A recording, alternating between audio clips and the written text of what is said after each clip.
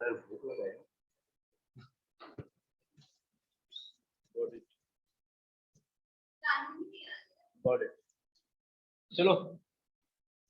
कोई बात नहीं, चालू करते हैं। तो good evening everybody, my dear students. आज हम लोग का नया सब्जेक्ट पोस्ट इंडिया इंडिपेंडेंस, ठीक है। तो चलो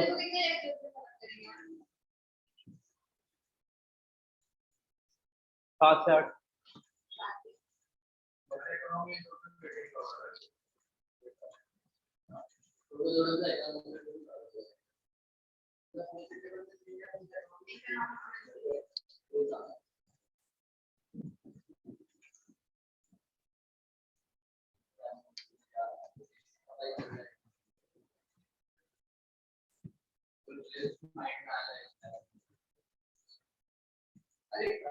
ठीक है, सुनो ना।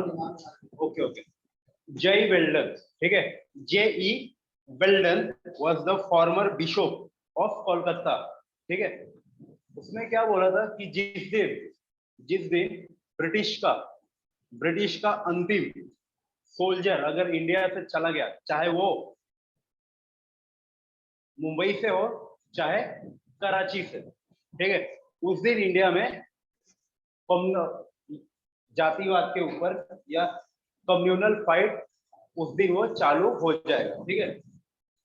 जो भी ब्रिटिश ने जो भी यहाँ पर शांति स्थापना करके रखा है वो एक रात में धरा का धरा रह जाएगा, सब जगह इंडिया में डिस्टर्बेंस क्रिएट हो जाएगा, ठीक है।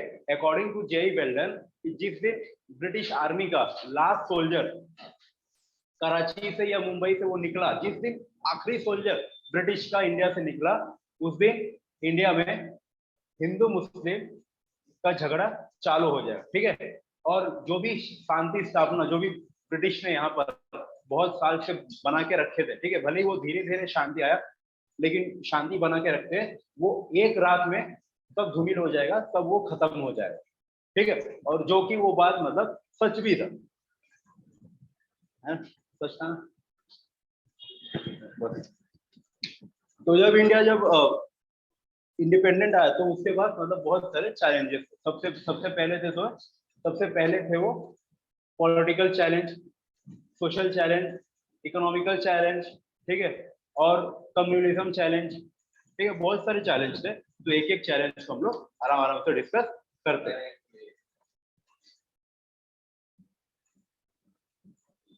First one is political challenge.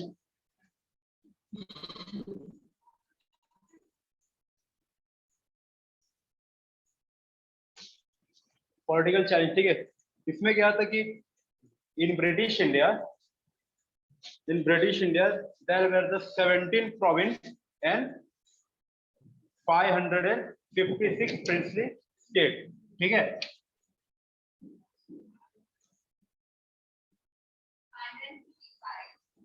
565 princely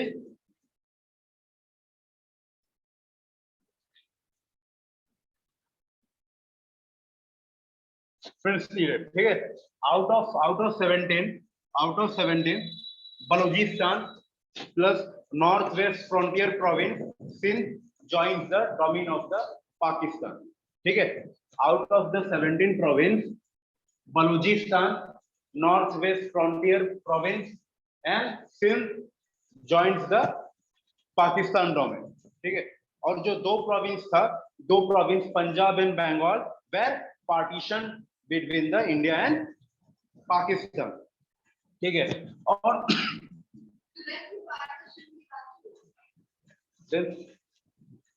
Mountbatten plan तो मैंने पढ़ाया था ना,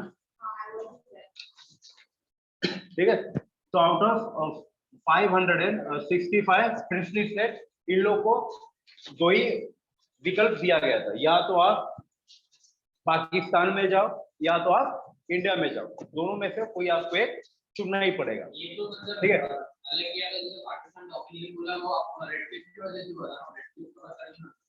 Redcliffe, he was the officer. He was appointed for the partition between the India and Pakistan. ठीक है, ये appointed उसको अपॉइंट तो किया था माउंट बेटन ने, ठीक है, और उसका डेट लगभग ना से, और जब उसको अपॉइंट किया गया था तब उसको मतलब ऐसा बोला गया था कि मुस्लिम मेजोरिटी एरिया पाकिस्तान में जाए और हिंदू मेजोरिटी एरिया इंडिया में रहे, ठीक है, लेकिन उसने उसका मतलब कुछ भी ऐसा ध्यान नहीं देके दिया था।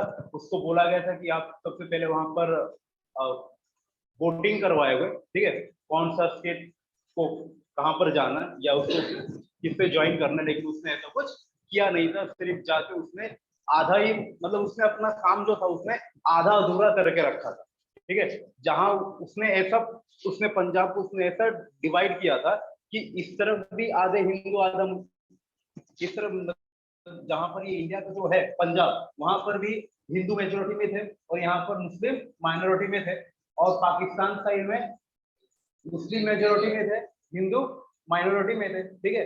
लेकिन उसको बोला गया था कि आप ऐसा ऐसा डिवाइड करो कि जितने भी मुस्लिम मेजोरिटी एरिया है, ठीक है, वो पाकिस्तान को चला जाए, मतलब पंजाब और बंगाल में, और जहां पर हिंदू मेजोरिटी एरिया है वो बाकी वो इंडिया में आ जाए। लेकिन ऐसा उसने कुछ मतलब किया नहीं था, बिना कोई वोटिंग लिए, बिना कुछ किए उसने सीधा उसने डिवाइडेशन कर दिया था, ठीक है। पंजाब में आ गया हिंदू मेजोरिटी पंजाब में थी, लेकिन वहां पर भी बहुत सारे मुसलमान थे, हाँ बहुत सारे थे, मतलब आप उनको मतलब माइनॉरिटी तो बोल सकते हो, लेकिन वहां पर 70% हिंदू थे और 30% मुस्लिम थे। ऐसा वो इंडिया में पंजाब बहुत छोटा है और पाकिस्तान का पंजाब प्रोविंस बहुत बड़ा है, बहुत बड़ा। May be Muslim majority north west province में रहेगा, इसीलिए अपने को हिंदू का छोटा पंजाब मिला और मुसलमान का बड़ा उसमें मेजॉरिटी में रहेगा तो फिर अपने को ज्यादा सुकून मिलता है। कहां पर? पंजाब स्टेट, पंजाब में ज्यादा मुसलमानी, ठीक है, लेकिन जो मुसलमान पंजाब पूरा पाकिस्तान, ठीक है, पूरा पंजाब जो अभी पाकिस्तान में है और जो इंडिया में है वो पूरा पंजाब, ठीक है। लेकिन जो इंडिया साइड में जो पंजाब था दैट इज स्मॉल, ठीक है, हाँ। यहाँ पर जो पंजाब था ना इंडिया साइड का, यहाँ पर हिंदू ज्यादा था, ठीक है, मतलब इस साइड में इंडिया के इस साइड में, मतलब जहां पर ये पंजाब है अभी इंडिया में, वहां पर हिंदू या सिख, वहां पर हिंदू या सिख वहां पर ज्यादा था, ठीक है, यहाँ पर मुसलमान कम थे। लेकिन जो पाकिस्तान साइड में जो थे मुसलमान, वहां पर पाकिस्तान साइड में जो मुस्लिम थे वो ज्यादा थे, वहां पर हिंदू कम थे, ठीक है, ओके। तो उसने ऐसा मतलब कुछ भी उसने डेट डिक्लेयर नहीं किया था कि ठीक है ये डेट से यहाँ के जो भी मुस्लिम है वो यहाँ पर आ जाओ, या यहाँ के जो हिंदू है वो मतलब इंडिया में आ जाओ। उसने सीधा उसने डिक्लेयर कर दिया था कि ठीक है ये लाइन है, ठीक है, यहाँ से लेके यहाँ तक ये पाकिस्तान का हो गया और जो इतना पार्ट है ये इंडिया का हो गया। तो इतना जो कम्युनल वायलेंस छेड़ा था वहां पर पंजाब और बंगाल साइड में, ठीक है, हिंदू मुस्लिम बहुत लोग मरे, तो उसका कहीं ना कहीं एक जो कारण था वो रेड क्लिफ ही था, क्योंकि उसने ऐसा कुछ मतलब उसने डिक्लेयर नहीं किया था क्योंकि ये तारीख तक यहाँ के जो हिंदू है वो इंडिया के पंजाब साइड में आ जाए, यहाँ तो जो मुसलमान है वो पाकिस्तान के पंजाब साइड में चले। उसने कुछ ऐसा डिक्लेयर नहीं किया था, उसने बिना कोई डिक्लेरेशन किए उसने सीधा बोल दिया कि ये जो नॉर्थ वेस्ट फ्रंटियर का जो ये पार्ट है ये सीधा पाकिस्तान को जाएगा और जो थोड़ा सा जो पंजाब है वो इंडिया को जाएगा। ऐसा उसने कुछ ऐसा मतलब डिक्लेयर नहीं किया था, उसने सीधा सीधा उसने डिवाइड करके रख दिया था बिना कोई डेट डिक्लेयर किए। इसके लिए इतना कम्युनल वायलेंस फैल रहा था। फिर उसने गलती किया था बंगाल में। बंगाल में पंजाब में तो चलो एक साथ मतलब लगभग 6-7 महीने एक साल तक वो कम्युनल वायलेंस चढ़ा, लेकिन बंगाल में वो चलते ही रहा, वो चलते ही रहा, क्योंकि वहां पर जो बड़े बड़े जो बिजनेसमैन थे बंगाल में, बड़े बड़े बिजनेसमैन थे, बहुत बहुत बड़े बड़े, उनका उनका जो था ज्यूट मिल था, वो सब सारे के सारे ज्यादा हिंदू ही थे, ठीक है। तो अपना वो बसा बसाया हुआ वहां का जो बिजनेस था वो वहां पर छोड़ने के लिए, वहां यहाँ पर इंडिया में आने के लिए वो तैयार नहीं थे। तो स्टार्टिंग में तो उन लोग को इतना इतना उन लोग को प्रॉब्लम नहीं झेलना पड़ा, लेकिन जैसे जैसे समय आगे आगे बढ़ता गया, ठीक है, 1950, 1951, 1952, तो वहां पर भी धीरे धीरे कम्युनल वायलेंस वहां पर भी बढ़ते गया। वहां पर भी हुआ, वहां पर भी हुआ, लेकिन इतना, बंगाल में, लेकिन इतना इंटेंस नहीं हुआ कि जितना इंटेंस पंजाब में हो। एग्जाम्पल मैं बताता हूँ कि जैसे कि वहां से जो ट्रेन आ रही थी इंडिया में, पाकिस्तान साइड के पंजाब से जो इंडिया में ट्रेन आ रही थी, वहां पर जितने भी हिंदू या सिख बैठते थे ट्रेन में, वहां से ट्रेन में लाशें आती थी, लालाशें आती थी, चाहे वो बच्ची हो या बच्चे, मतलब बूढ़े जवान जो भी थे, उनके वहां से लालाशें आती थी। और जो इंडिया से, हम लोग भी कोई दूध के धुले नहीं थे, यहाँ से भी जो ट्रेन मुसलमानों के लेके पाकिस्तान में जा रही थी, तो वो ट्रेन में सब लालाशें ही जा रही थी, मतलब इतना खून खराब हुआ। लेकिन जो वेस्ट बंगाल में और जो ईस्ट बंगाल में, वहां पर भी वायलेंस हुआ, लेकिन इतना इंटेंस नहीं था, इतना इंटेंस नहीं था। क्यों नहीं था? क्योंकि ब्रिटिश ने पहले ही बंगाल का पार्टीशन उन्होंने कर दिया था, पता है ना, हिंदू और मुस्लिम के बेस पे पहले ही उन लोगों ने इतना पार्टीशन कर दिया था। लेकिन बंगाल में इतना इंटेंस वायलेंस नहीं हुआ, लेकिन वहां पर भी धीरे धीरे, अभी भी आप देख रहे हो, अभी भी वहां पर वायलेंस वो चल ही रहा है। कभी ना कभी हम लोग को सुनने को मिलता है कि यहाँ का मंदिर तोड़ दिया, ईस्ट बंगाल में वहां का मंदिर तोड़ दिया। तो वहां पर ना धीरे धीरे वहां पर वायलेंस स्प्रेड होना चालू हुआ। और वहां पर जो ईस्ट बंगाल में थे ना, जैसे कि आप लोगों को मैंने बताया भी था पार्टीशन के टाइम में, कि बंगाल में जितने भी बड़े बड़े मिल्स थे या बड़े बड़े जो बिजनेसमैन थे, वो सब हिंदू थे। तो मुस्लिम को ये बोल के भड़काया गया था कि देखो, आप लोग को शोषण करने वाला, आप लोग को लूटने वाला ब्रिटिश नहीं है, ये हिंदू है, ठीक है। आप लोग गरीब के गरीब रहे हो, और इन लोग हिंदू लोग आके यहाँ से मस्त अपना पैसा कमा रहे, और यहाँ पर बड़े बड़े फैक्ट्री को डाल रहे। तो ब्रिटिश ने अपना काम पार्टीशन का पहले ही वो अब अपने राज्य में उन्होंने कर दिया था। तो ये बंगाल में इतना प्रॉब्लम नहीं हुआ। तो पहले का जो पार्टीशन था उसको ही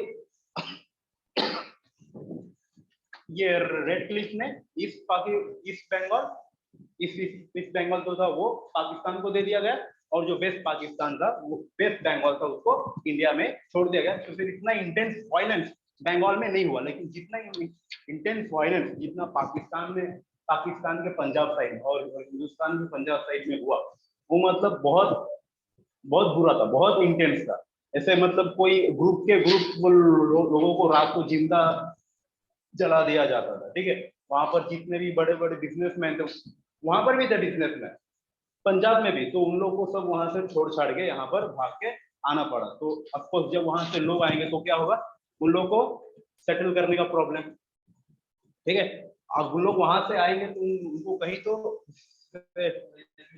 सेटल हमको करना है, ठीक है। उन लोग को हमको कहीं तो खाना देना है, उन लोग को कुछ तो उन लोग को एम्प्लॉयमेंट के लिए देना है।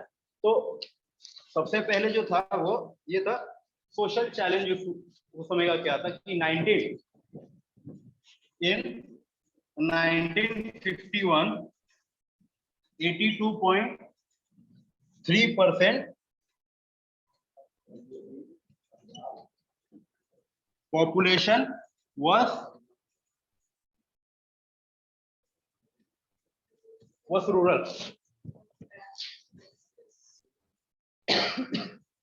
वो बोलो कि सरदार वल्लभ भाई पटेल के वजह से उन्हें बहुत छोटा मिल रहा है, नहीं तो जो जूनागढ़ था, जूनागढ़ जूनागढ़ गुजरात में ही है, सौराष्ट्र के पास, ठीक है। जूनागढ़ था, वो भी पाकिस्तान को जाता। हैदराबाद जो था वो भी पाकिस्तान को जाता। लेकिन the man was Sardar Vallabh भाई पटेल, जिन्होंने ये सबको रोका। बहुत सारे प्रिंसेस थे जो पाकिस्तान में जाना चाहते थे, लेकिन ऐसा कुछ हुआ नहीं। और ऊपर जो है कश्मीर, कश्मीर जिनके जो थे ये महाराजा हरी सिंह, उनके जो मिनिस्टर थे फारूक अब्दुल्ला, ठीक है, फारूक अब्दुल्ला, उनका उनका प्लान एक ही था कि एक ये हिंदू राजा है, ठीक है। वो बात की बात है, लेकिन मैं आपको एक ओवरव्यू में दे देता हूँ। यहाँ पर जो हिंदू राजा है, इसको मैं यहाँ पर मुसलमानों से भड़का के, यहाँ पर दंगा करा के इसको मैं मरवा दूंगा, और मैं वहां पर जाके राजगद्दी पे बैठ जाऊंगा, और मैं ना ही इंडिया में जाऊंगा ना ही पाकिस्तान में जाऊंगा, ठीक है। तो जब पाकिस्तान ने जब उनके ऊपर हमला किया, तब उनको इंडिया याद आया। उसको डिटेल में बात करें, लेकिन पहले उस समय के सिचुएशन पे बात कर लेते हैं, ठीक है। उस समय 1951 में 82.3% of population was rural area, ठीक है। ज्यादा जो थे पॉपुलेशन 82.3% वो कहां पर रहते थे, रूरल एरिया में रहते थे, ठीक है। एंड 70% और मोर वाज डिपेंडेंट ऑन एग्रीकल्चर, ठीक है, was dependent on agriculture. Only 25% male and 7.9% female one literate, ठीक है। उस समय का अगर मैं बात करूं तो only 25% male and 7.9% female was only literate, ठीक है। लिटरेट जिनको मतलब पढ़ना लिखना आता था। और सबसे पहले यहाँ पर कास्टिज्म, ठीक है, तू बड़े कास्ट का, मैं छोटे कास्ट का, या तू छोटे कास्ट का, मैं बड़े कास्ट का, उस समय कास्टिज्म और कम्युनलिज्म वहां पर चल रहा था। वहां पर भी जो इंडिया फ्री हुआ था उस समय भी जो यहाँ पर लोग रहे थे, वहां पर भी कम्युनलिज्म बहुत हद तक, कम से कम कम्युनलिज्म 1953 1954 तक यहाँ पर हमेशा दंगे होते ही थे। हिंदू मुसलमान के बीच में कम्युनलिज्म दंगे होते ही थे। फिर बाद में extreme poverty, disease and hunger, ठीक है, extreme poverty, disease and hunger. तो ऐसा था हमारा 1947 से लेके 1950 या 1952 तक का इंडिया। हाँ कहाँ पर है? अरे हाँ, रोड लर्निंग मतलब ज्यादा, मतलब बेसिक पढ़ाई के ऊपर उन लोगों ने ज्यादा फोकस किया था, ठीक है। मतलब हायर एजुकेशन, आपको नाम लिखना आ गया, इसका मतलब आप पढ़े लिखे हो, ठीक है। आपको सिर्फ नाम लिखना आ गया या आपको कुछ पढ़ना आ गया, then you are a literate person, ठीक है। ऐसा कुछ वहां पर कोई डिग्री का नहीं चल रहा था कि ठीक है इसको ये डिग्री मिलेगा तभी, मतलब कोई 10th स्टैंडर्ड तक पढ़ेगा या 8th स्टैंडर्ड तक पढ़ेगा तभी ये लिटरेट बंदा कहेगा, ऐसा नहीं था। अगर आपको नाम लिखने आ गया, then you are a literate person, ठीक है। फिर से था सेकेंड, थर्ड चैलेंज जो था वो था रिहैबिलिटेशन ऑफ रेफ्यूजी।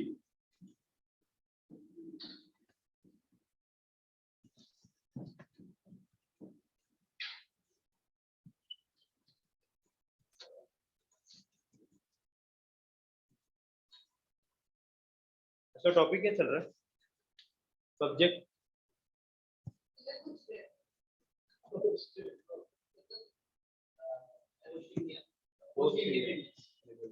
क्या चल रहा है?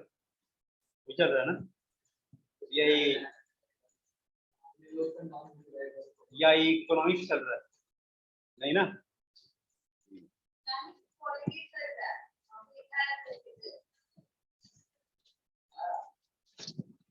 ठीक है, तो सबसे पहले यहाँ पर जो बात था वहां पर 6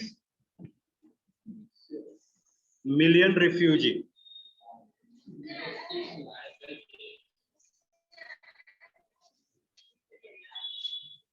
6 मिलियन,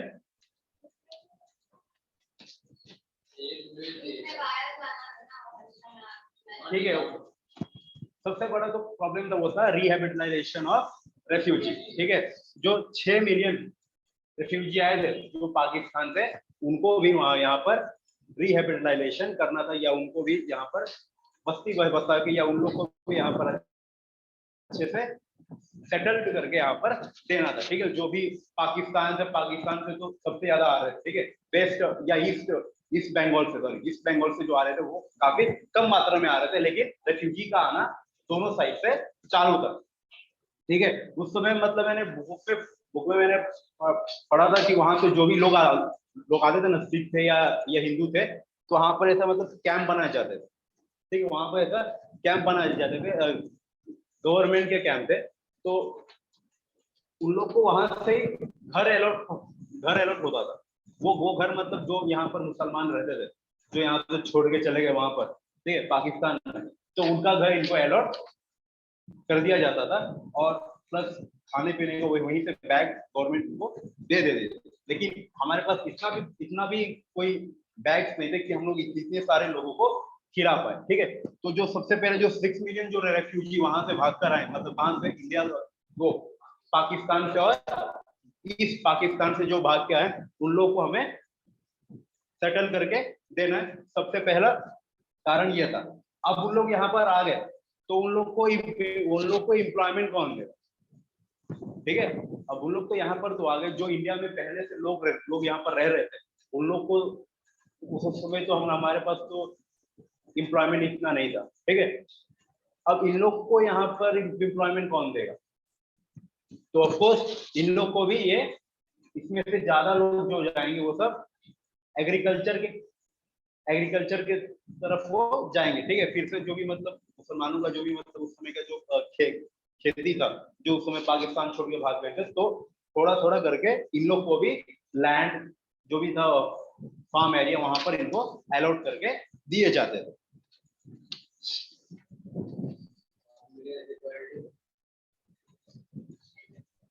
हाँ,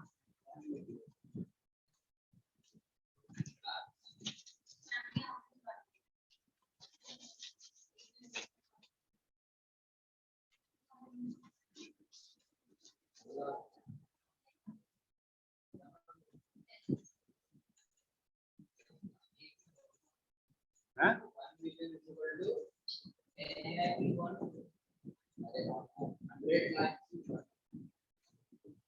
100 लाख मतलब है।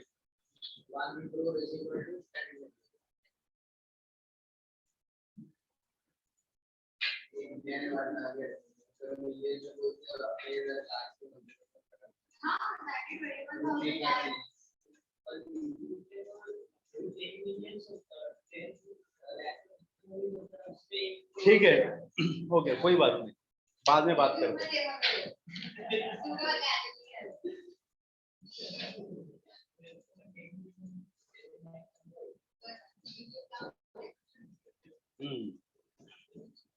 फिर बाद में बाकी का सब वो था इकोनॉमी कॉन्सिक्वेंसेस। ठीक है, जो भी वेल्थ जो इंडिया का था, जैसे कि ज्यादा वो जूट मिल था ईस्ट बंगाल में। ठीक है, और जितना भी वेल्थ है इंडिया का, वो पाकिस्तान साइड के पंजाब में था, उसको ये डिस्ट्रीब्यूशन से बहुत मतलब शॉक लगा। ठीक है, shock of the wealth, shock of the wealth. Of course वहां पर भी बहुत सारे बड़े बड़े जमींदार थे। ठीक है, उन लोगों का बहुत सारा बिजनेस वहां पर पाकिस्तान के पंजाब साइड में हिंदुओं का चल रहा था, तो उन लोगों को अपना इतना सारा जायदाद छोड़ के यहाँ पर आना पड़ा। तो ये कि इंडिया के लिए था वेल्थ शॉक। ठीक है, और जो पाकिस्तान, जो उस समय जो फ्लोरिश हो रहा था इंडिया में, जूट मिल। ठीक है, जूट का ये एक ऐसा प्रोडक्शन था जो इंडिया में उस समय फ्लोरिश कर रहा था। बंगाल साइड में जूट का खेती बहुत सारा होता है, वहां पर बहुत बहुत बड़े बड़े उसके फैक्ट्रीज भी थे, मिल्स भी थे, जूट मिल्स। तो उसको सबसे बड़ा शॉक लगा था, क्योंकि जितने भी जूट मिल्स थे वो ज्यादा करके उस समय ईस्ट बंगाल में थे। ठीक है, ईस्ट बंगाल में थे। तो जब हुआ पार्टीशन, तब जो जूट के मिल थे वो सीधा किसके पास चले गए? पाकिस्तान वाले बंगाल में चले गए, मतलब ईस्ट बंगाल में चले गए, और जो थोड़ा बहुत बच गया था वही इंडिया को मिल रहा था। ठीक है, तो सबसे पहला वेल्थ का शॉक लगा था इंडिया को। सबसे पहले क्यों लगा था वेल्थ शॉक? क्योंकि जितने भी बड़े बड़े जामींदार, जितने भी बड़े बड़े ज्वेलर्स, जितने भी बड़े बड़े बिजनेसमैन थे जो थे, वो कहां पर थे? पाकिस्तान के पंजाब में थे। ठीक है, पाकिस्तान के पंजाब में थे। जब पार्टीशन हुआ तो उन लोग को अपना वेल्थ छोड़ के इंडिया में आना पड़ा। और यहाँ पर बंगाल में कैसे लगा था shock? Because of the jute mill. ठीक है, जूट मिल जो था वो ज्यादा ईस्ट पाकिस्तान में था, या ईस्ट बंगाल में था, और वेस्ट बंगाल में जो जूट का प्रोडक्शन होता था वो बहुत कम होता था।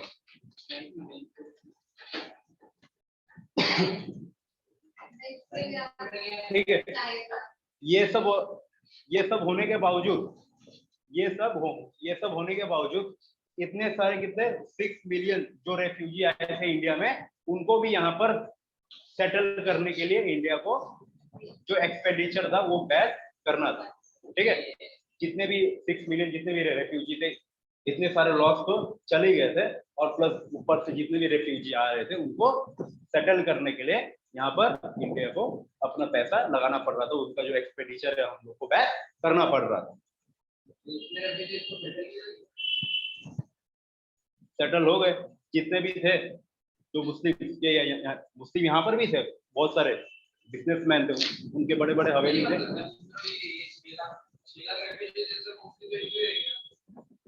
Sikh Sikh Hindu, Sikh Hindu, non Muslim, non Muslim 6 lakh या 6 मिलियन। हाँ क्या सिख, सिख ना, नॉन मुस्लिम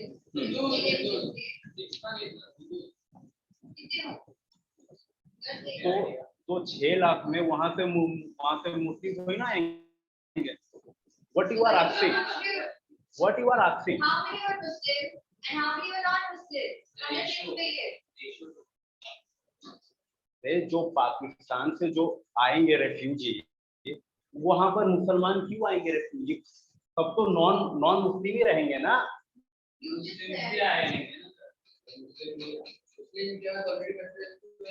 मुस्लिम यहाँ से जाते। मैंने क्या बोला कि जो इंडिया में जितने भी मुस्लिम थे, उन लोग भी बहुत बहुत बड़े बड़े बिजनेसमैन।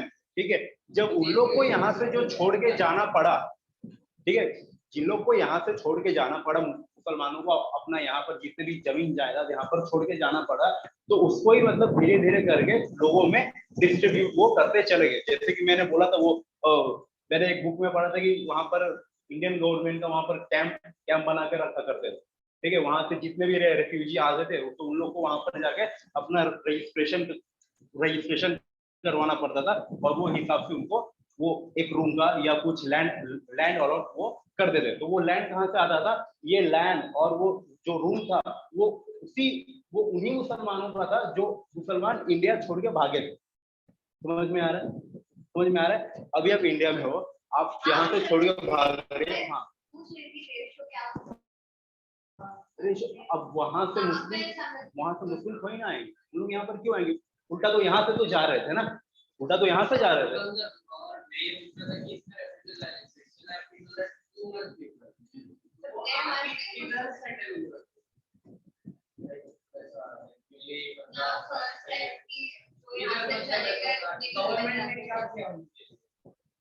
गवर्नमेंट ने रेफ्यूजीज को कैसे हैंडल किया? तो वही तो मैंने बोला ना, वहां पर ऐसा कैंप बनाया जाता था।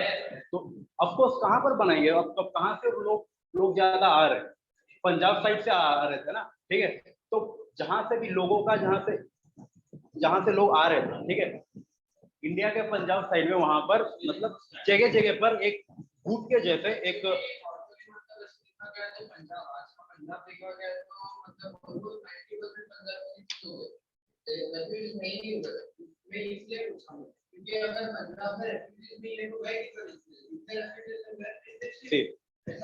जो मुस्लिम भागे थे ना, वो पंजाब से कम भागे थे। ज्यादा तो भागने वाले जो मुसलमान थे वो यूपी से थे, वो बिहार से थे ज्यादा, जो है ना लखनऊ साइड के। और ये जो पार्टीशन मांगने का जो कीड़ा आया था, वो ज्यादा यूपी और बिहार के ही मुसलमानों को वो ज्यादा वो कीड़ा उन लोगों में था कि हम लोग को पार्टीशन चाहिए। तो फिर जहां से भी ज्यादा भागे थे ना मुसलमान, वो पाकिस्तान, वो पंजाब से तो भागे ही थे, ज्यादा करके यूपी एमपी मतलब सेंट्रल इंडिया से ज्यादा मुसलमान यहाँ से भागे थे। क्योंकि जो कीड़ा था लोगों में कि हम लोग को अलग सा पाकिस्तान चाहिए, तो वो ज्यादा जो उस समय बात फैलाने वाले लोग थे, वो सब ज्यादा लखनऊ के थे। बिहार लखनऊ मतलब वही अपना यूपी और खास करके वो बंगाल के कुछ पार्ट, और यूपी बिहार एमपी यहाँ के मतलब सेंट्रल इंडिया के। अच्छा, और एक मार्कर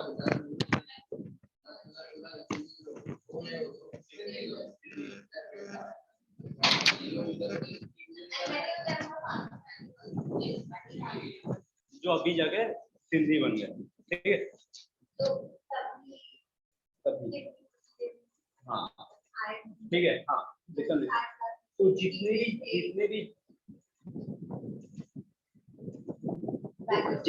जितने भी लोग गए थे यहाँ से, ठीक है, सेंट्रल इंडिया से जितने भी लोग गए थे, ज्यादा वो मुस्लिम जितने भी छोड़ के गए थे वो ज्यादा सेंट्रल इंडिया से ही छोड़ के गए थे, ठीक है। क्योंकि उनमें भी थे ना कि जिन्हें इंडिया में रहना था, हाँ ऐसे वहां पर, हाँ इंडिया ने कुछ ऐसा रूल बनाया था, जैसे कि आप लोगों ने सिटीजनशिप एक्ट में पढ़ा होगा कि जो पाकिस्तान में गए अगर उन लोग को फिर से इंडिया में आना है तो टाइम पीरियड क्या था, वो टाइम पीरियड था ना। क्यों पॉलिटी का पढ़ा हुआ है ना, नहीं हुआ, तो एक टाइम पीरियड दिया गया था कि आप ये टाइम पीरियड में आप यहाँ पर आ सकते हो। तो जितने भी रेफ्यूजी थे वो आप अभी भी जाकर देख सकते हैं कि मतलब बिहार या मतलब सेंट्रल इंडिया में ज्यादा हम लोग को पाए जा सकते हैं, या ज्यादा हम लोग उन लोग को देख सकते हैं। ज्यादा जो रेफ्यूजी आए थे वो बिहार साइड में, यूपी साइड में, एमपी साइड में उन लोग का वहां पर बसेरा था। पंजाब में भी हुआ था, लेकिन पंजाब से कुछ इतने मुसलमान वहां से नहीं गए थे, लेकिन ज्यादा तो छोड़ के गए थे वो सेंट्रल इंडिया से छोड़ के गए थे, यूपी बिहार या ये एमपी यहाँ से छोड़ के गए थे, ठीक है। तो उन लोग को सेटल भी ऑफकोर्स कहाँ पर किया जाएगा, ज्यादा जहां से लोग छोड़ के गए तो उन लोग को सेंट्रल इंडिया में उन लोग को ज्यादा सेटल किया गया था, और बाकी बहुतों को तो पंजाब, जो इंडिया का जो पंजाब है वहां पर भी सेटल किया जा रहा है।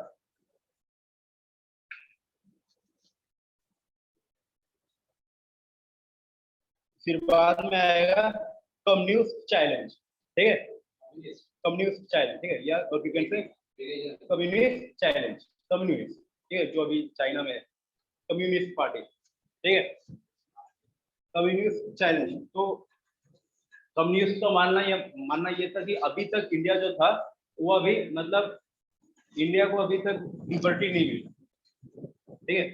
जो कम्युनिस्ट जो पार्टी था, कम्युनिस्ट पार्टी जो इंडिया में था, उन लोग को मानना ये था कि अभी तक इंडिया को है वो लिबर्टी नहीं मिला है। उन लोग के हिसाब से जो नेहरू थे, जो रूल कर रहे थे उस समय के प्राइम मिनिस्टर थे, he was the agent of British according to the communist leader in India, ठीक है। हाँ, according to came the Nehru was the agent of the British. तो इन लोग का मानना यह था कि हम लोग इन लोग के खिलाफ, जो भी नेहरू या जो भी करंट गवर्नमेंट है, हम उनके खिलाफ वॉर स्टार्ट करेंगे। सीपीआई मतलब कम्युनिस्ट पार्टी ऑफ इंडिया का जब कॉन्फ्रेंस हुआ था इन कोलकाता 1948, यहाँ पर उन लोगों ने डिक्लेयर किया था we will wage a war against the current Indian government and we will freeze the power of India, ठीक है। We will freeze the power of country by wage a war against the current government, ठीक है। उसमें इन लोग का सबसे जो जाना माना जो टेक्टिक्स था या वो जिस फॉर्मूले से वो जंग करना चाह रहे थे वो था गुरिल्ला वायलेंट एक्टिविटी, ठीक है। हम लोग जो करंट इंडिया के जो गवर्नमेंट है, दे आर नॉट लिबरल, या उन लोग इंडिया के गवर्नमेंट नहीं है, they are the agent of British. तो इसके लिए इन लोग को भगाने के लिए, इंडिया को ट्रूली इंडियन नेशन बनाने के लिए हमें इनके खिलाफ जंग करना होगा। इन लोग से जो पावर है वो छीनना होगा, अपने हाथ में लेना होगा, और ये सब करने के लिए हमें गुरिल्ला वार का इस्तेमाल करना होगा।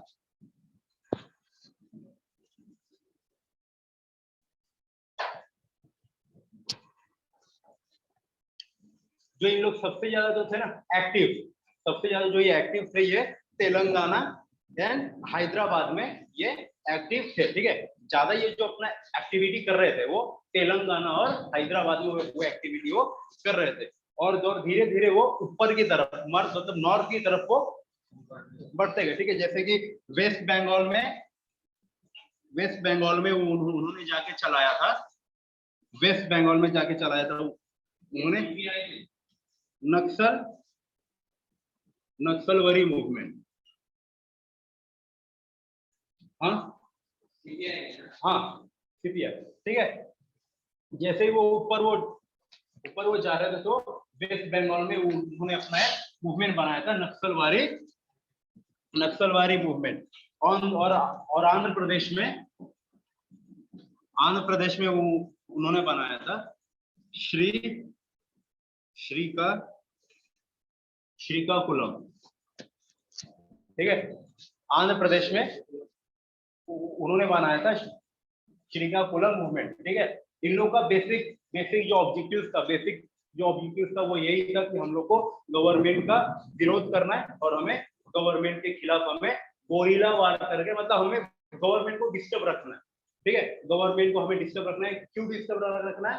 क्योंकि हमें ये जो है इंडिया का पावर हमें चाहिए, क्योंकि यहाँ पर जो पावर बैठा है नेहरू का, वो he is the agent of British, ठीक है। तो सबसे बड़ा चैलेंज जो था वो यही था, कम्युनिस्ट पार्टी ऑफ इंडिया।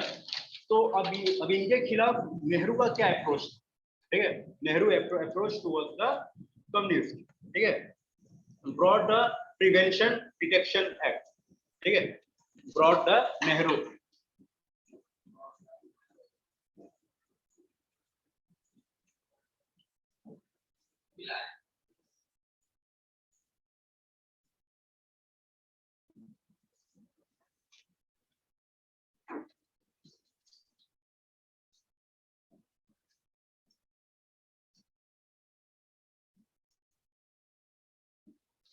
ठीक है।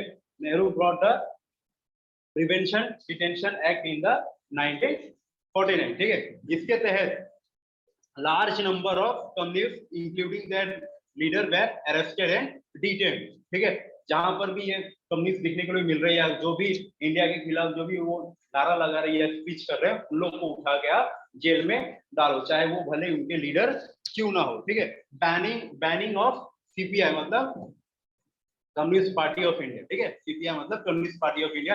Banning the CPI only in West Bengal and Madras where it was the most active, ठीक है। जो इन लोग ज्यादा जो एक्टिविटी कर रहे थे, ठीक है, जो उन लोग का ज्यादा जो एक्टिविटी था, जहां पर ये सबसे ज्यादा एक्टिव थे वो था मद्रास, ठीक है, साउथर्न साइड में, और वेस्ट बंगाल, ठीक है। अब अभी भी है ना, साउथ में ही है ना वो अभी भी कम्युनिस्ट पार्टी। तो सबसे ज्यादा जो एक्टिव थे उस समय थे वेस्ट बंगाल में और मद्रास साइड में, ठीक है। तो सबसे ज्यादा जो उस समय एक्टिविटी थी उन लोग की, वो मद्रास में और वेस्ट बंगाल में चल रहे थे।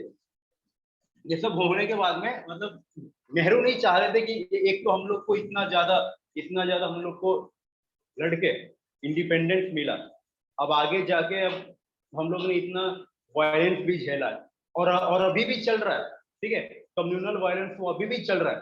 अब ये दूसरा वायलेंस इन लोग ना क्रिएट कर, ठीक है। तो इन लोग को उठा के जेल में डालने से अच्छा, या इन लोग को फाइट करने से अच्छा है कि हम लोग इन लोग से बात कर ले, या कुछ एग्रीमेंट हम लोग कुछ इन लोग के साथ हम कर सकते हैं, ठीक है। तो इन लोग के साथ एक मतलब सिंपल ये एग्रीमेंट किया गया कि आप लोग का जो भी ये वायलेंस जो भी आप कर रहे हो, ठीक है, ये आप लोग मत करो। आप लोग का जो भी आवाज है वो आप मूवमेंट से आप उठा सकते हो, या अपना कुछ बात जो है वो हमें आराम से या बिना कोई वायलेंस किए हमारे पास आप रख सकते हो। जो भी आप लोग ये टेक्निक आप जो अपना रहे हो, गुरिल्ला वार टेक्निक, हमारे खिलाफ या हमारे फोर्सेस या हमारे पुलिस के खिलाफ, तो ये सब आप वायलेंस क्रिएट करना बंद करो, और हम लोग के पास जो आपके मांग है वो आराम से वो आप हमारे सामने रख सकते हो। और उसके बदले में इंडिया जो नेहरू थे, सब जितने भी लीडर थे कम्युनिस्ट, तो उसे छोड़ दिया था, और फिर बाद में उन लोग को लीगलाइज कर दिया था। लीगलाइज मतलब पहले नेहरू ने किया था ना, उन लोग को बैन किया था ना मद्रास और वेस्ट बंगाल में, ठीक है। फिर बाद में उन लोग को छोड़ के उन लोग को लीगलाइज करते हैं कि ठीक है भाई चलो, एक तो हम लोग पहले से इतने सारे टेंशन झेल रहे हैं, ऊपर से इन लोग भी अपना वायलेंस लेके सामने आ जाए, तो इससे अच्छा है कि इन लोग से अच्छे से हम लोग प्यार से निपट जाए। So other problem, or you can say the communist violence, ठीक है, or you can say the communal violence, sorry, communal violence जो इंडिया में चल रहा था, अभी भी वो चल रहा था 1953 1954 तक वो आराम से वो चल ही रहा था। यहाँ पर कोई भी हिंदू का मानना यह था कि जब वहां से सारे जब हिंदू यहाँ पर आ गए तो यहाँ पर ये मुस्लिम क्यों, ठीक है, यहाँ के भी जितने भी मुस्लिम उन लोग को भेजो, कहाँ पर, पाकिस्तान भेजो, हम लोग को इन लोग हम लोग इनको चाहते ही यहाँ पर नहीं, ठीक है। तो इसके लिए यहाँ पर कम्युनल वायलेंस यहाँ पर चल ही रहा था, इसको बहुत टाइम लगा था इसको सेटल डाउन होने में। तो करीब से करीब 5 lakh soldier, sorry 5 lakh people where killed in the communal violence, ठीक है, नियरली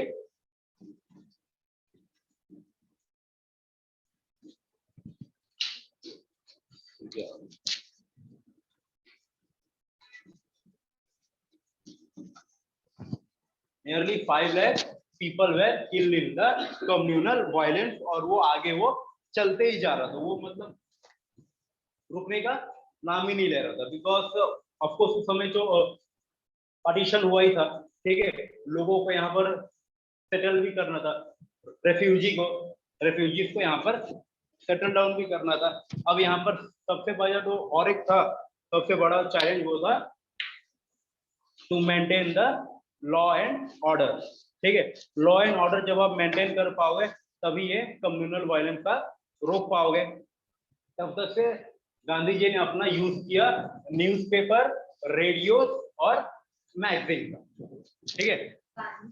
गांधी नेहरू, ठीक है, नेहरू जी, सॉरी,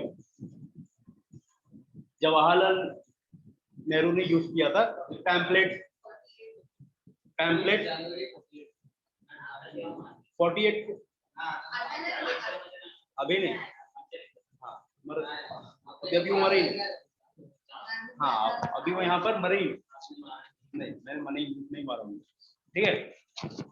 तो जो जवाहरलाल नेहरू थे उनका एक सिंपल फंडा था, क्योंकि इतने जल्दी आप लॉ एंड ऑर्डर को आप मेंटेन नहीं कर सकते कि सब एक पर एक सब वो थम ही जाए या सब रुक ही जाए। तो इससे अच्छा क्या, न्यूज़पेपर, भाषण, ठीक है, जाके स्पीच देना लोगों के बीच में, और रेडियो, खास करके उस समय जो रेडियो चल रहा था उस पर जाके लोगों को स्पीच देना कि आप जो ये कम्युनल वायलेंस कर रहे हो या आप गलत कर रहे हो, हम लोग को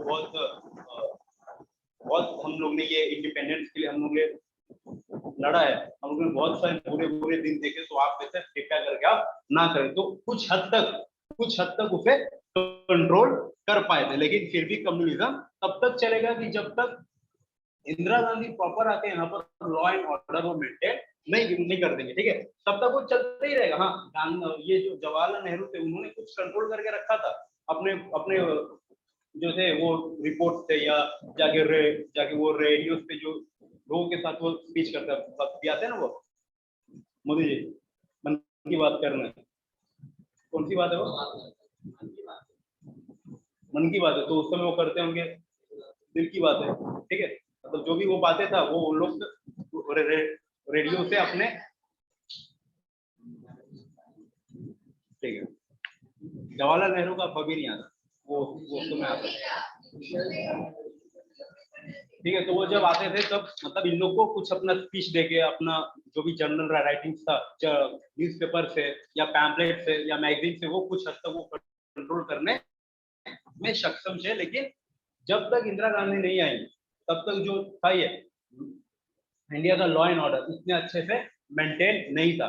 ज्यादा जाके कम्युनल वायलेंस पे इफेक्ट पड़ा था इंदिरा गांधी के इरा, ठीक है, इंदिरा गांधी के इरा में सब मतलब अच्छे से मेंटेन हो गया था लॉ एंड ऑर्डर। तो उस समय कम्युनल वायलेंस काफी हद तक, मतलब अगर मैं बोलूँ कि 0% तो वो गलत है, वो तो अभी भी चल रहा है, तो काफी हद तक वो खत्म हो गया था। लेकिन गांधी जी ने अपना जितना भी उनके हाथ में था भाषण देकर या न्यूज़पेपर के थ्रू उन्होंने कंट्रोल करके उसको रखा था, ठीक है। और कुछ अदर प्रॉब्लम जो इंडिया को था उस समय इंडिपेंडेंस के बाद, और कुछ अदर प्रॉब्लम, सम प्रॉब्लम, हाँ रिजर्वेशन अभी तो कहाँ पर है, just immediate after the independence, financial तो था, क्यों नहीं था, We were so, yeah. मतलब चिड़िया हो गई फाइनेंशियल फाइनेंशियल प्रॉब्लम हम लोग को नहीं था।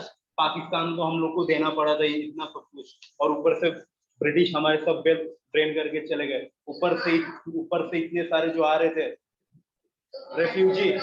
हाँ तो फिर मैंने वही तो बोला ना, फाइनेंशियल प्रॉब्लम जो था। और आगे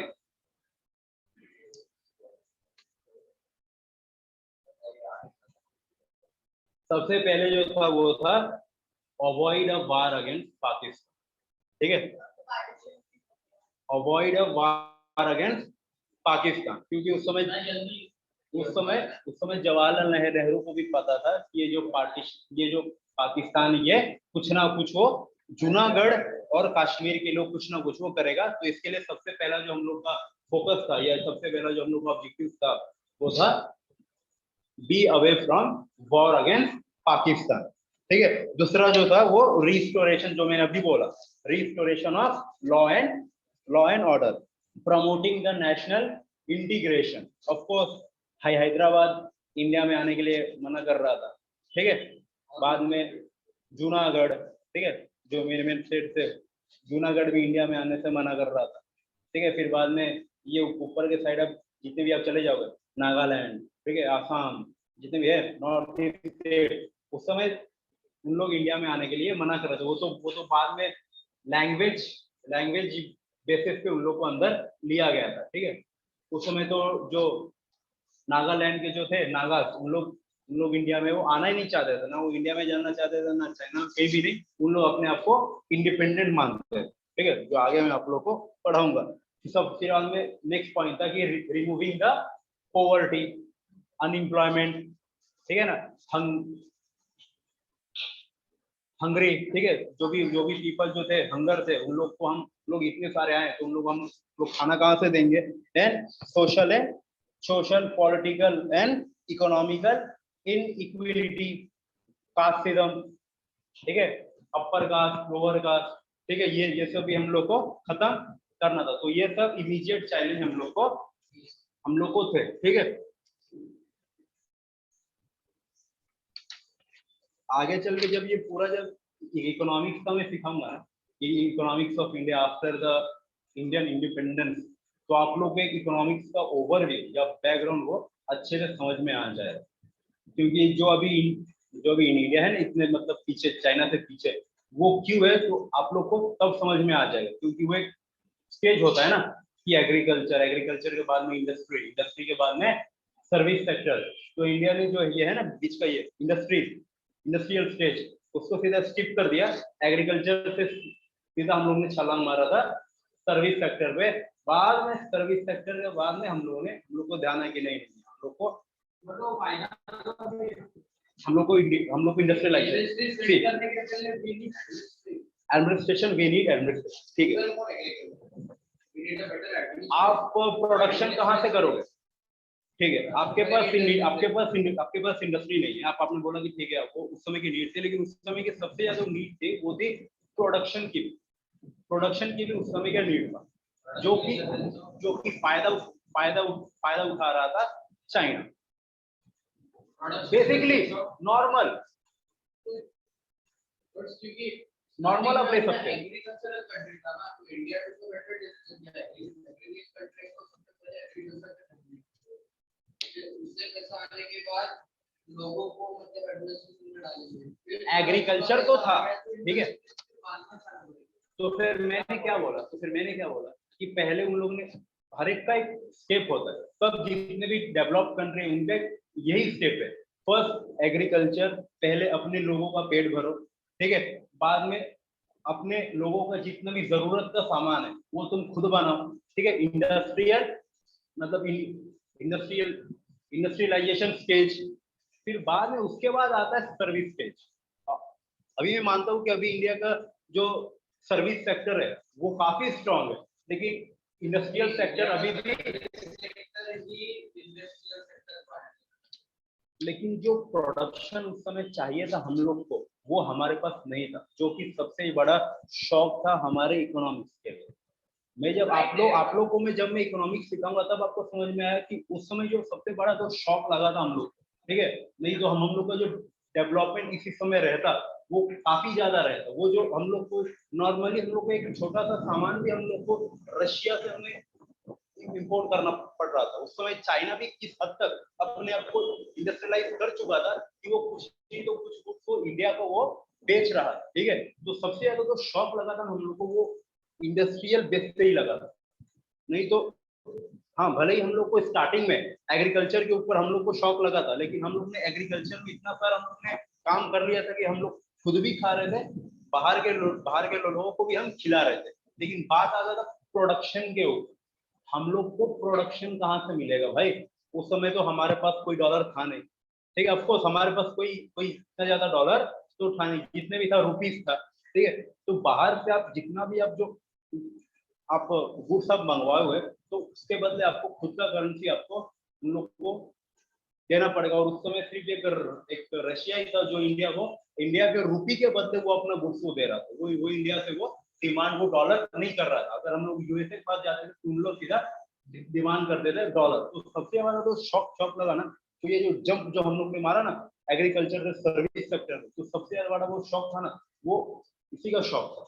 इंडिया को जो इकोनॉमिक को जो झेलना पड़ा था, तो सबसे ज्यादा जो शॉक था वो था इंडस्ट्रियल स्टेज को यहाँ से स्किप कर देना। और बाद में जब सर्विस सेक्टर हम लोग ने अचीव कर लिया, बाद में हम लोग को ध्यान है कि नहीं, हम लोग को प्रोडक्शन के ऊपर भी हम लोग को ध्यान देना चाहिए। जब लगभग जो चाइना जो था वो उसको अचीव पूरा उसने अचीव कर लिया था, तब हम लोग को ध्यान में आया था कि हम लोग को इंडस्ट्रियल सेक्टर या प्रोडक्शन सेक्टर पे भी हम लोग को ध्यान देना चाहिए, ठीक है। जब I will explain you total post India independence economics, तब आपको समझ में आ जाएगा पूरा, यू डोंट टेक, ठीक है। फिर बाद में सबसे बड़ा जो आएगा मैटर वो आएगा इंटीग्रेशन ऑफ इंडिया। जितने भी प्रिंसिपल स्टेट है उनको हमें अपने अंदर कैसे लाना है, ठीक है।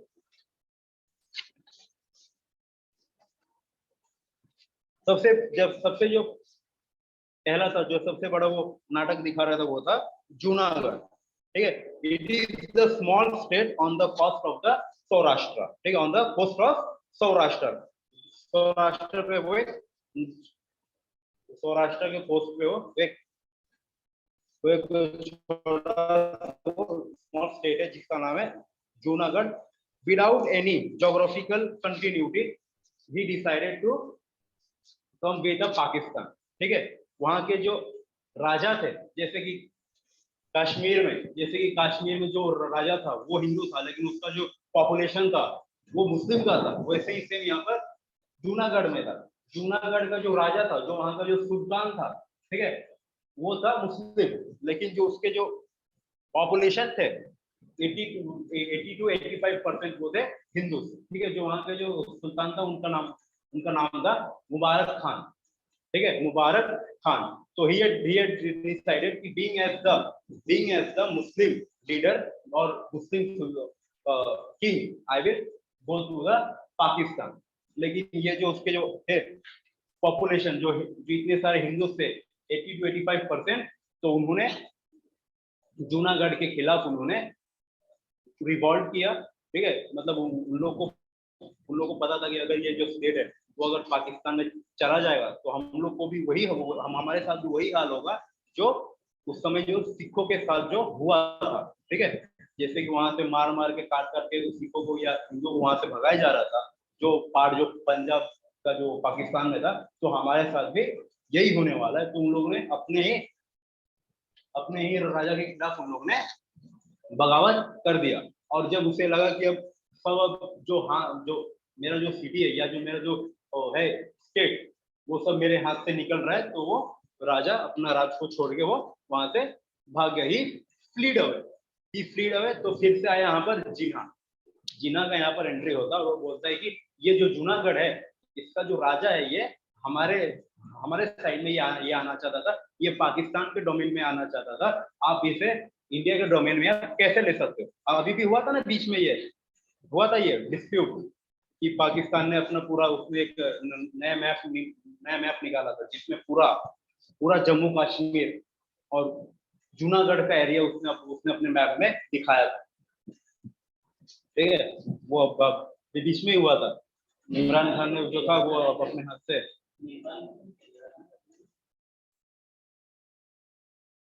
नेपाल ने भी ऐसे मैच निकाला था बीच में। हाँ, उन लोग का वो चलता रहता तो उन लोग का मानना है कि जो है इंडिया के जो वो जो है ना नदी नदी उसी नदी के अंदर जो जितने भी गांव है वो सब उसके ही है।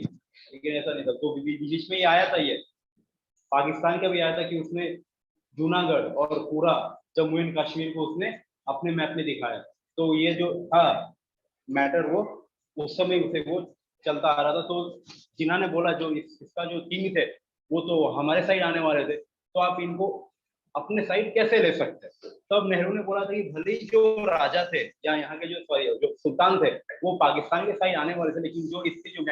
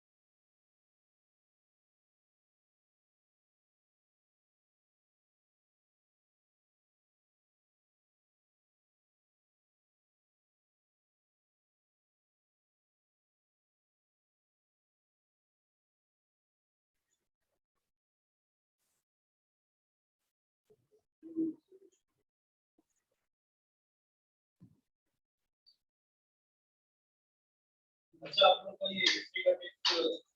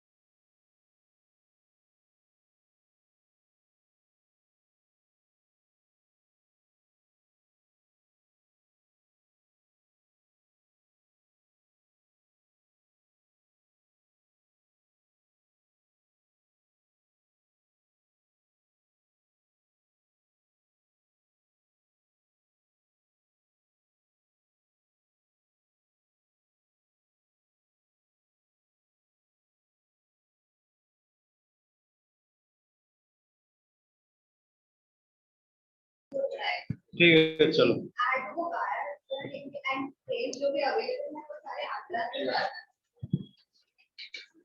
हम लोग के लिए रोड इज बेस्ट। अब बात करते हैं कश्मीर के बारे में। ठीक है, जैसा कि जूनागढ़ में मैंने क्या सीन बताया था, वहां पर राजा था मुस्लिम। ठीक है, वहां का जो सुल्तान था वो था मुस्लिम, लेकिन वहां के जो पॉपुलेशन थे वो थे 80 to 85% जो थे वो थे हिंदू। ठीक है, इसका सेम उल्टा था कश्मीर में। ठीक है, जो यहाँ के जो थे राजा, हिंदू राजा, वो थे राजा हरि सिंह।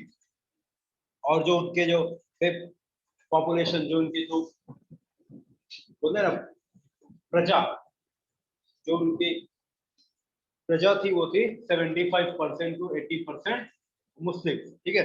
लेकिन उन्होंने ये डिसाइड किया था कि मैं ना ही इंडिया में जाऊंगा और मैं ना ही पाकिस्तान में जाऊंगा, I will be the independent independent state, ठीक है। क्योंकि उनके हिसाब से जो कश्मीरी का जो कल्चर था, ठीक है, वो इंडिया के कल्चर से वो काफी वो डिफरेंट था, ठीक है। तो उनका मानना ये था कि अगर मैं इंडिया में या मैं कश्मीर में जाके मैं मिलता हूँ, या मैं जाके इंडिया का डोमेन एक्सेप्ट करता हूँ या पाकिस्तान का डोमेन एक्सेप्ट करूंगा, तो मेरा जो कल्चर है, जो कश्मीरी कल्चर है, वो बर्बाद हो जाएगा। जो हम लोग की जो पहचान है, हमारी जो कश्मीरियत है, वो अभी भी वो जो वर्ड्स है वो अभी भी यूज करते हैं, कश्मीरियत। हमारी जो कश्मीरियत है वो बर्बाद हो जाएगी, हमारी जो पहचान है वो बर्बाद हो जाएगी। इसके लिए हम अपने कल्चर को बचाने के लिए या हम अपने लैंग्वेज को बचाने के लिए हम इंडिपेंडेंट रहेंगे। हम ना ही इंडिया में जाएंगे और ना ही पाकिस्तान में जाएंगे। तो वहां पर था बैठा जिन्ना, ठीक है। उसके दिमाग में चल रहा था कि जैसे इंडिया ने जो जूनागढ़ है उसको उसने वहां पर पॉपुलेशन को अपने तरफ करके, जैसे उसने जूनागढ़ को उसने अपने पार्ट में इंडिया डोमेन में उसने जैसे जूनागढ़ को शामिल किया, वैसे ही जो वहां पर जो बैठा है वो जो राजा है वो हिंदू राजा है। अगर इंडिया ने उसको मना लिया और वो हिंदू राजा है, तो पता नहीं वो आगे चल के वो इंडिया के साथ वो मिल जाएगा, ठीक है। वो तो बाद की बात है। बाद में जो उसका जो था मिनिस्टर फारूक अब्दुल्ला, सॉरी, उनका जो मिनिस्टर था किंग का, जो हरी सिंह का जो मिनिस्टर था, वो था फारूक अब्दुल्ला। उसके भी दिमाग में वो एक अलग सा प्लान चल रहा था कि यहाँ के जो मुस्लिम जो पॉपुलेशन है वो सब तो ज्यादा, जो मेजोरिटी में वो तो ज्यादा मुस्लिम ही है, ठीक है। तो यहाँ पर मैं कम्युनल वायलेंस करवा के राजा को यहाँ से हटा के वो जो राजगद्दी है उस पर मैं जाके बैठ जाऊंगा, ठीक है। और जो कश्मीर है वो मेरी हो जाएगी और मैं इंडिपेंडेंट रूल यहाँ पर करूंगा। ना ही मैं इंडिया के खेमे में जाऊंगा और ना ही मैं पाकिस्तान के खेमे में जाऊंगा। लेकिन उसको झटका तब लगा जब उसे पता चला कि जो पाकिस्तान है वो यहाँ पर इन्वेड करने वाली है। और जिन्हा को सबसे ज्यादा जो गुस्सा था वो था फारूक अब्दुल्ला का, ठीक है। जिन्हा का बोलना ये था कि तुम मुस्लिम होके, तुम मुसलमान होके, तूने हमारा जो पाकिस्तान है उसको तूने एक्सेप्ट नहीं किया, या तू मुसलमानों के खिलाफ तो गया है, ठीक है। तो उसका मानना यह था कि कश्मीर हम जैसे ही इन्वेट करेंगे तो सबसे पहला जो टारगेट होगा वो होगा फारूक अब्दुल्ला, और उसके बाद में हम मारेंगे वहां के राजा हरी सिंह को, ठीक है। ऑफकोर्स क्योंकि फारूक अब्दुल्ला वो था मुसलमान, ठीक है। जिन्ना के नजर में वो इसके लिए गुनहगार था क्योंकि ये मुसलमान। किसको? मैंने बोला था ना, कश्मीरियत उसका जो कल्चर था, उसका जो लैंग्वेज था, वो इंडिया से और कश्मीर से काफी डिफरेंट था, ठीक है। और उसको मतलब फारूक अब्दुल्ला का ये प्लान था कि मुझे किसी भी स्टेट के अंदर नहीं रहना, मुझे इंडिपेंडेंट यहाँ पर रूल करना है, ठीक है। मुझे यहाँ पर कश्मीर में इंडिपेंडेंट रूल करना है। मेरे जो जितने भी लोग हैं वो सब ज्यादा मुसलमान है, तो मैं उनके ऊपर रूल करूंगा। मैं नहीं, हम उन लोग का ऐसा मानना था कि अगर हम लोग इंडिया में जाएंगे या पाकिस्तान में जाएंगे तो हमारा जो कश्मीरियत है या हम लोग का जो लैंग्वेज हो जाएगा बर्बाद, हम लोग का कल्चर हो जाएगा बर्बाद। तो इसके लिए, उससे बचाने के लिए हम ना इंडिया में जाएंगे ना पाकिस्तान में जाएंगे, हम लोग रहेंगे इंडिपेंडेंट, ठीक है। और जिन्हा को ये लगा कि ये मुसलमान होके ये पाकिस्तान को धोखा दे रहा है, ये हमारे मुसलमान भाइयों को ये धोखा दे रहा है, तो सबसे बड़ा गद्दार ये है। अगर फारूक अब्दुल्ला चाहता तो वहां पर कम्युनल वायलेंस करवा के वहां के राजा को मार के वो पूरा कश्मीर को उठा के पाकिस्तान की झोली में वो डाल सकता था, ठीक है। लेकिन यहाँ पर फारूक अब्दुल्ला का जो दिमाग था वो खुद ही वो अपने आप को अलग ही वो उसका जो दिमाग था वो अपना अलग ही डायरेक्शन में वो भाग रहा था। अभी देखा ना, वो अभी भी है ना, वो फारूक अब्दुल्ला अभी भी है ना, वो उसकी जो है ना खानदान वाले Farooq Abdullah. He was the first prime minister of Jammu and Kashmir, Farooq Abdullah है ना। I will show you photo. वो उसके बाद वो पहले मिनिस्टर था। अभी जम्मू कश्मीर में कोई भी नहीं है, मतलब तो उसके फैमिली वाले उसके फैमिली में है ना उसके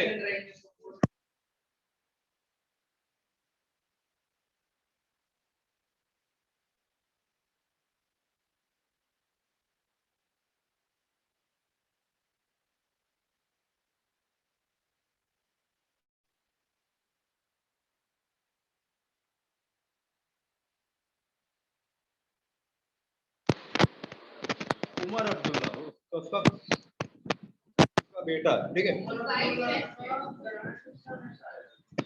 फारूक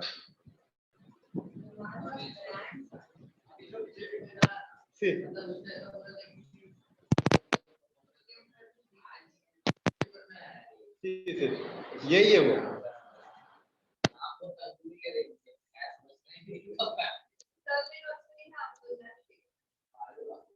यही है वो। हाँ है ना, इसका है ना, इसका है, इसका बेटा और जो है ये गुलाम नबी आजाद, ये सब ये इसके ही खानदान के, सब इसके ही खानदान के, जो उस समय था, जो उस समय था, ये राजा का मिनिस्टर था, ठीक है। ऐसा बोल सकते हैं कि उनका मेन सलाहकार था, मेन एडवाइजर था।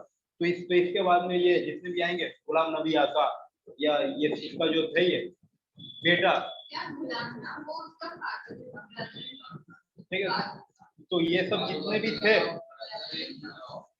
तो ये सब जितने भी आएंगे,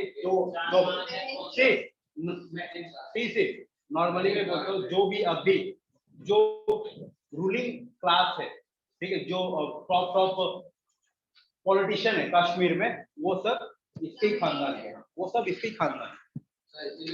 हाँ, वो सब जो कर रहे थे ना 50-50,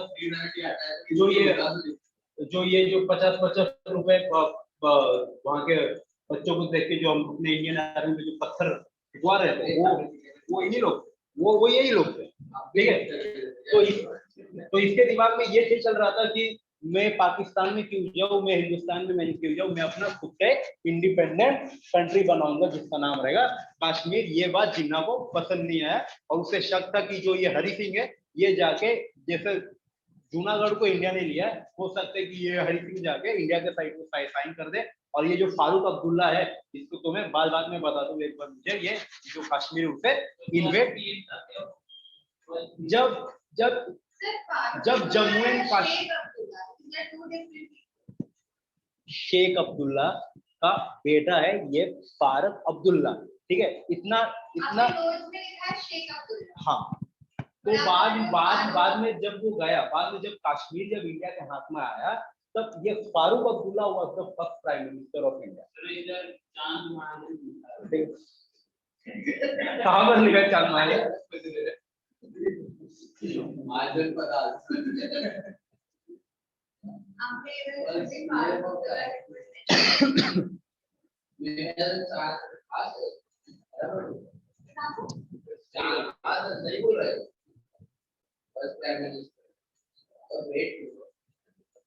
और उसके बाद शेख अब्दुल्ला, फिर शेख अब्दुल्ला गया, फारूक अब्दुल्ला, शेख अब्दुल्ला का बेटा है फारूक अब्दुल्ला। 5 मार्च 1948 बराबर।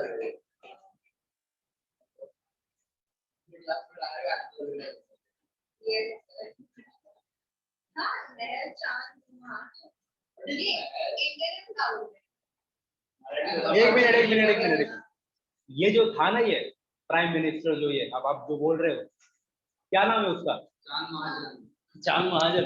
वो उसको सिर्फ टेम्पररी के लिए रखा था, ठीक है, उसको परमानेंटली नहीं रखा था, ठीक है, उसको एक मतलब शॉर्ट पीरियड के लिए रखा था। जो लॉन्ग पीरियड हुई, मैंने बुक में भी पढ़ा, तो जो लॉन्ग पीरियड का जो मतलब जो था, जिसको वहां पर इलेक्ट करके, मतलब जिसको चूज करके वहां पर बैठाया गया था, वो था फारूक अब्दुल्ला, ठीक है। वो शेख अब्दुल्ला दूसरा, जो इसका वो है मिनिस्टर है, जो राजा का जो मिनिस्टर है, वो है शेख अब्दुल्ला, जो राजा का जो हाँ, तो वो बनेगा जाके वहां पर प्राइम मिनिस्टर, है ना। शेख अब्दुल्ला भी बना है ना प्राइम मिनिस्टर, पहला प्राइम मिनिस्टर शेख अब्दुल्ला। हाँ, फिर बाद में आएगा फारूक अब्दुल्ला, फिर बाद में आएगा फारूक अब्दुल्ला। लेकिन जो वो है, जो चांद, क्या नाम है उसका? चांद महाजन, वो उसको सिर्फ परमानेंटली एक शॉर्ट पीरियड के लिए उसको रखा गया था। लेकिन जो वो जो था, वो शेख अब्दुल्ला, वो जो था, वो फर्स्ट था, वो शेख अब्दुल्ला।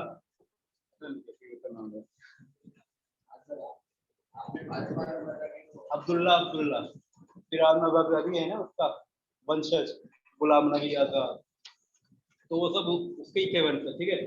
तो फिर ये सब सोचने के बाद में फिर से पाकिस्तान ने डिक्लेयर किया वॉर ऑन कश्मीर, ठीक है, वॉर ऑन कश्मीर। मतलब उन लोग का प्लान शुरू से ही उन लोग का प्लान वो था कि हम लोग को कश्मीर कैसे भी करके हम लोग को पाकिस्तान में लाना है। तो जो सबसे पहला जो अटैक था वो 24 अक्टूबर 24 अक्टूबर, ठीक है, ठीक, 24 अक्टूबर 1947 को जिन्होंने अपना जो था वो एक आर्मी भेज दिया गया था, ठीक है। इन लोग जब भी इंडिया में जब भी उन लोग हमला करने की कोशिश करेंगे उसमें सिर्फ फैक्ट ये रहेगा 100 में से 30-35 पाकिस्तानी आर्मी रहेंगे, बाकी सब मुजाहिदीन रहेंगे। मुजाहिदीन मतलब टेररिस्ट, ठीक है, मुजाहिदीन मतलब टेररिस्ट, मुजाहिदीन, ठीक है। कारगिल में भी इन लोग ने सेम यही फंडा किया था कि 30 to 40% पाकिस्तानी आर्मी, बाकी के 60% वो सब मुजाहिदीन, ठीक है। कुछ को वहां से उठाया, कश्मीर से उठाया, पाकिस्तान से उठाया, तो इन लोग का यही फंडा रहा था। तो सेम फंडा इन लोग ने 24 अक्टूबर 1947 को उसने यूज किया था, ठीक है। यहाँ पर उसने आर्मी कम और वहां के जो ट्राइब्स को उसने सबसे पहले भेजा था। वहां के जो पाकिस्तानी जो छोटे ट्राइब्स थे, लड़ाकू ट्राइब्स, जो अभी भी बोलता है ना, वो क्या नाम है उसका पाकिस्तानी क्रिकेटर का, शाहिद अफरीदी भी अभी बहुत शौक से बोलता है कि जब पाकिस्तान ने जब पहला हमला किया था इंडिया में, तब उस समय मेरे भी दादा गए थे पाकिस्तान पे हमला करने के लिए, ठीक है। तो वो अभी भी वो शान से बोलता है कि जब इंडिया के ऊपर पहला हमला किया था पाकिस्तान ने, तो उसमें मेरे दादा भी गए थे, ठीक है। तो जितने भी है ना ये क्या हुआ, उनको आंसर देने को बोला है, ये यूसुफ जई या अफरीदी, ठीक है, ये सब एक ट्राइब्स के नाम, ठीक है। इन लोग पठान थे लेकिन द ट्राइब, ठीक है। तो इन लोग को ट्राइब्स में इन लोग को गनबीन देके ट्रक में सब लोड करके इन लोग को भेजा था कि जाओ तुम कश्मीर को फतेह करके आना। जैसे इन लोग यहाँ पर घुसे, जो भी कश्मीर के जो भी सोल्जर थे, they were not well equipped, they were not well trained. जितने की इक्विप जो भी मतलब गन भी जितने भी गन पाउडर था, जितने पाकिस्तान के पास था, उतने ये कश्मीर के सोल्जर या कश्मीर के जो राजा थे हरि सिंह, उनके सोल्जर के पास, हरि सिंह थे ना उनके जो राजा कश्मीर के, हरी HAR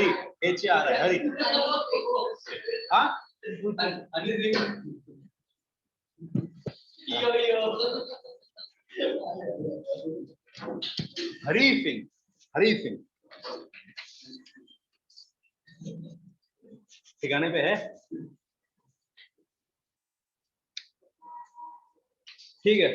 जैसे ही पाकिस्तानी आर्मी जैसे ही कश्मीर में घुसी, वो वहां से कैप्चर करते करते सीधा अखनूर को क्रॉस करते करते पहुंच गई आधे कश्मीर पे, ठीक है। उनके से मतलब सिर्फ एक दिन के दूरी पे था या 24 घंटे के डिस्टेंस पे था उन लोग का श्रीनगर, ठीक है। पूरा अखनूर क्रॉस करते करते वहां पर उन लोगों को कोई रेजिस्टेंस मिला ही नहीं, ठीक है।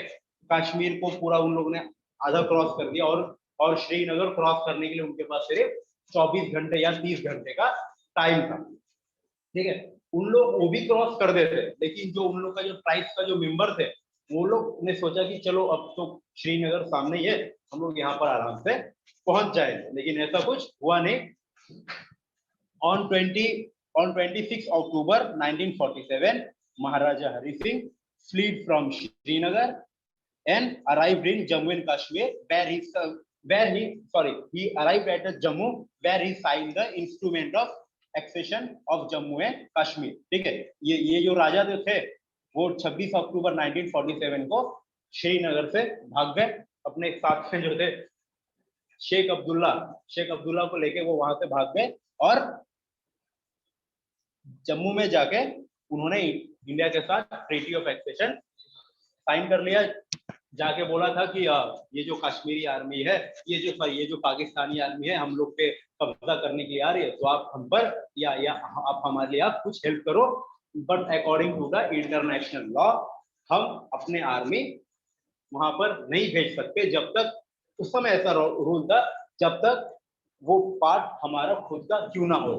तो ऐसे सब रूल जब कश्मीर के राजा को पता चला तब उन्होंने जाके इंडियन गवर्नमेंट के साथ साइन किया कि okay now onwards we are a part of India, लेकिन हमारे लिए जो है स्पेशल स्टेटस हम लोग को दिया जाए। जैसे कि अभी था ना न्यूज में आर्टिकल 370, आर्टिकल 35A, ठीक है, जो हमारा जो कल्चर है उसमें आप लोगों का कुछ भी इंटरवेंशन या जो भी रहेगा आप उसमें इंटरवेन नहीं करोगे, और वहां पर सिर्फ हम कश्मीर के लोग ही रहेंगे, इंडिया के लोग वहां पर आके नहीं रह सकते। आपका जो लॉ है वो इंडिया में ही लगेगा, वो कश्मीर में नहीं लगेगा। हमारा जो कॉन्स्टिट्यूशन है वो हमारा अलग रहेगा, हमारा जो फ्लैग है वो भी आपसे अलग रहेगा।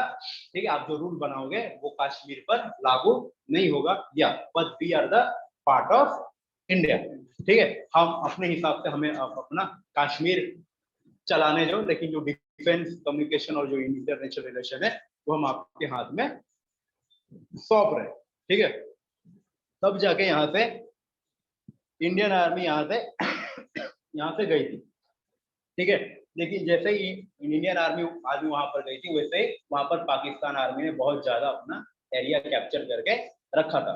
ठीक है, अब अभी है ना यहाँ पर बारामुल्ला, नाम सुना ना, बारामुल्ला इन कश्मीर, तो उन लोगों ने वहां पर टॉप पे जाके उन लोगों ने वहां पर कैप्चर करके रखा था। तो of course they were not army, they were the tribe. Army थी लेकिन उन लोगों का जो परसेंटेज था बहुत कम था, पाकिस्तानी आर्मी का परसेंटेज बहुत कम था। ऑफ कोर्स जिसमें लड़ने का अगर कलेजा नहीं रहेगा तो उसका वो सपोर्ट किसका लेगा। ठीक है, तो उसने अपना सपोर्ट लिया था ट्राइब्स का, और जैसे इंडियन आर्मी वहां पर गई तो वहां से वो पाकिस्तानी आर्मी को धीरे धीरे वो पीछे पीछे पीछे ढकेलते वो चालू करना स्टार्ट किया था।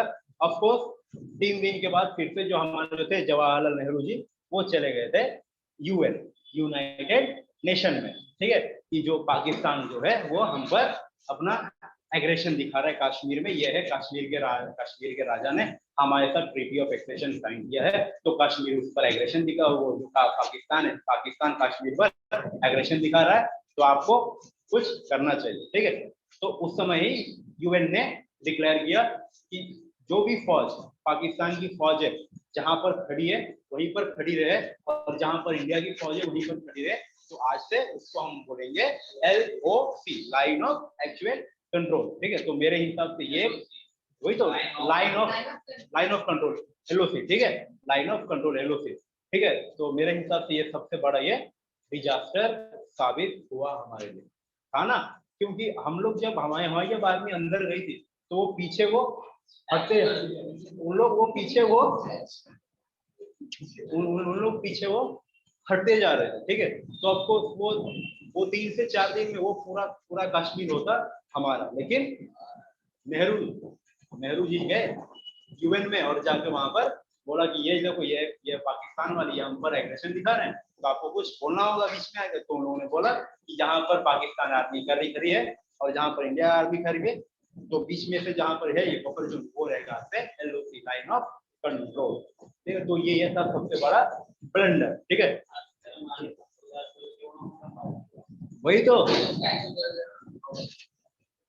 दूसरा जो आएगा ब्लंडर वो आएगा इंदिरा गांधी एरा में।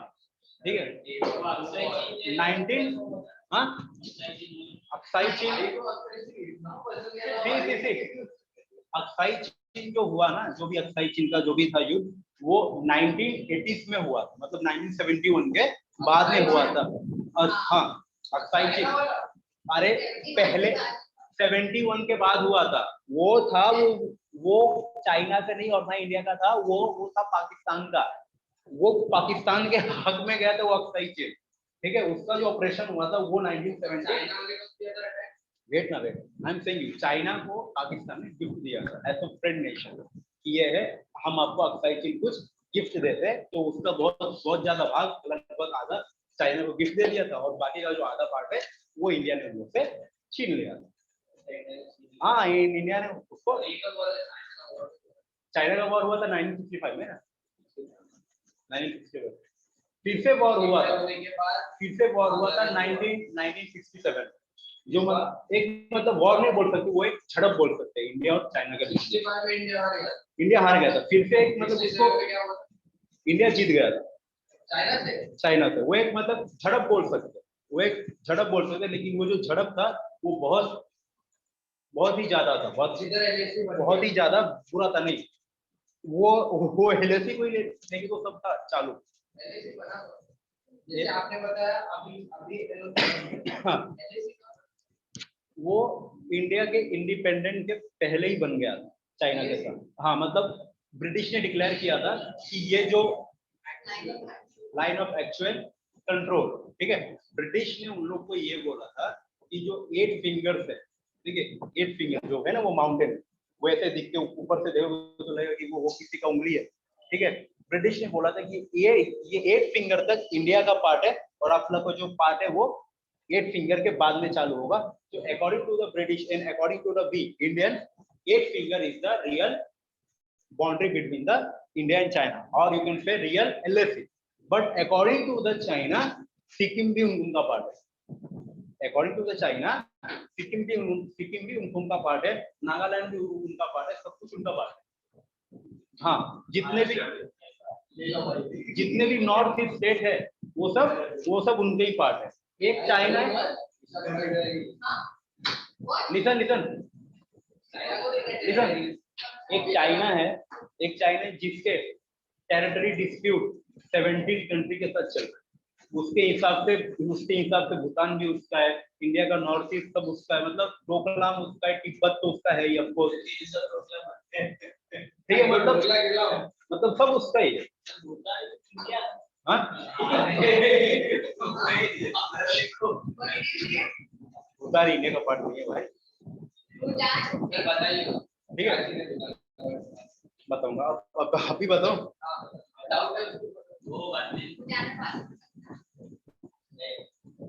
नहीं लगता।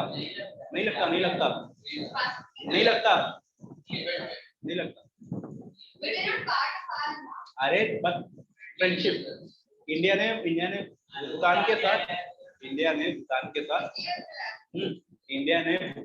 एग्रीमेंट साइन किया है कि आपके ऊपर जो भी हमला करेगा वो उससे हम इंडिया के ऊपर हमला हम मानेंगे, ठीक है। तो मतलब इतने अच्छे ट्रेड रिलेशन, और वहां पर भूटान में कोई भी गवर्नमेंट नहीं है, वहां पर रूल करता है किंग, ठीक है, वहां पर रूल करता है किंग। और इंडिया ने वहां पर एग्रीमेंट साइन किया है कि आपके ऊपर जो भी हमला होगा वो इंडिया के ऊपर हमला माना जाएगा और उसे पहले हमसे लड़ना होगा, तब वो आपके साथ वो लड़ पाएगा।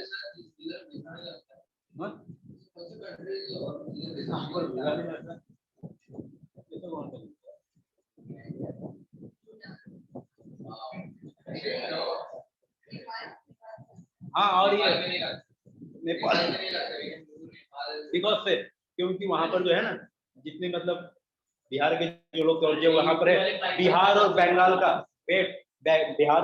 जो लगता है ना बॉर्डर, मतलब आमने सामने, तो वहां के लोग बिहार में आते हैं और यहाँ के लोग वहां पर जाते हैं।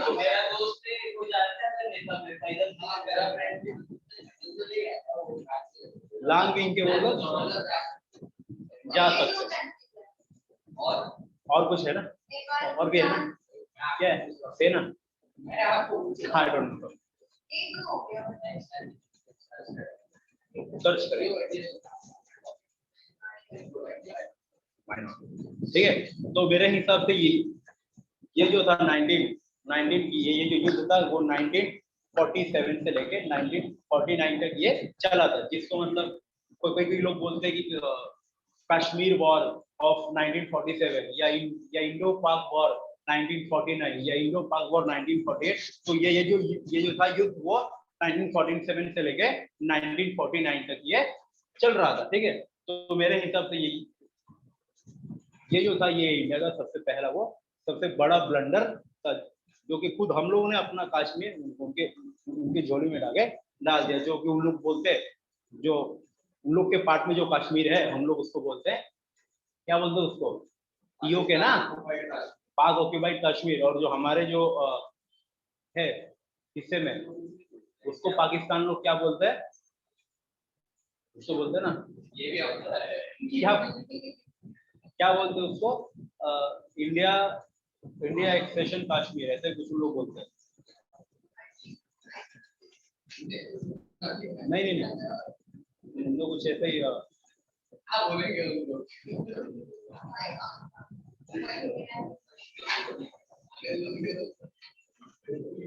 अरे एक मिनट, इंडिया का वो वेट